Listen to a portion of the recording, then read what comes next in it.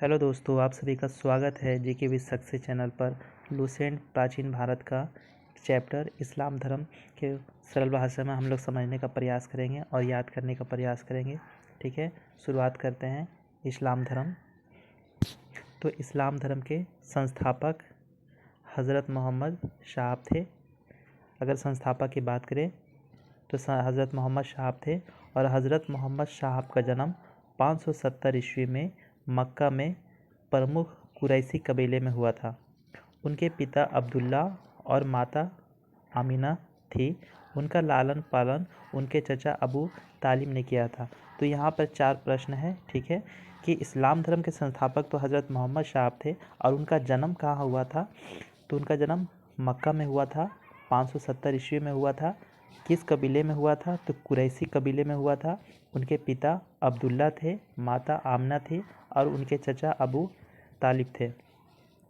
हज़रत मोहम्मद साहब ने 610 ईस्वी में मक्का के पास हीरा नामक गुफा में ज्ञान की प्राप्ति हुई। ठीक है, तो हज़रत मोहम्मद साहब को ज्ञान की प्राप्ति कब हुई? 610 ईस्वी में। कहाँ हुई? तो मक्का के पास हीरा नामक गुफा में उन्हें ज्ञान की प्राप्ति हुई। 24 सितंबर 622 ईस्वी को पैगंबर के मक्का से मदीना की यात्रा इस्लाम जगत में मुस्लिम सनवत या उसको हिजरी सनवत के नाम से जाना जाता है। तो जो इस्लामिक कैलेंडर की शुरुआत कब से हुई, तो पैगंबर साहब जो मक्का से मदीना गए थे जिस दिन, उसी दिन से इस्लामी कैलेंडर या फिर उसको हिजरी सनवत के नाम से जाना जाता है। मोहम्मद साहब की शादी 25 वर्ष की अवस्था में खदीजा नामक विधवा के साथ हुई थी। मोहम्मद की पुत्री का नाम फातिमा और उनके दामाद का नाम अली था।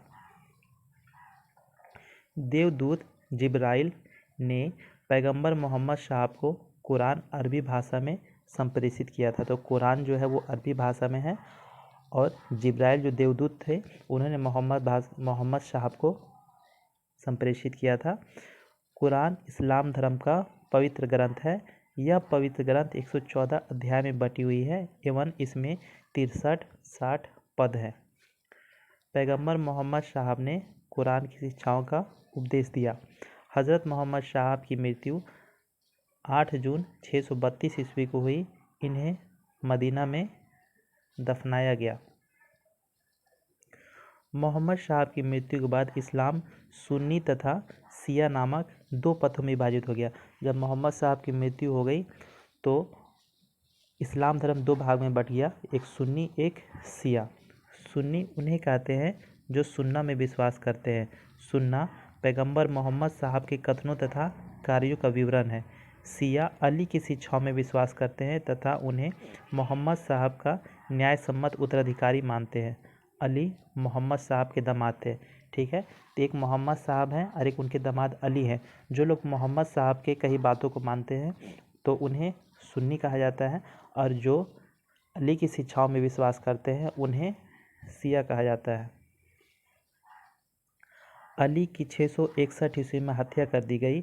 अली के पुत्र हुसैन की हत्या 680 ईस्वी में इराक के करबला नामक स्थान पर कर दी गई। इन दोनों हत्याओं ने शिया को निश्चित मत का रूप दे दिया। पैगंबर मोहम्मद साहब के उत्तराधिकारी खलीफा कहलाए। इस्लाम जगत में खलीफा पद 1924 ईस्वी तक रहा।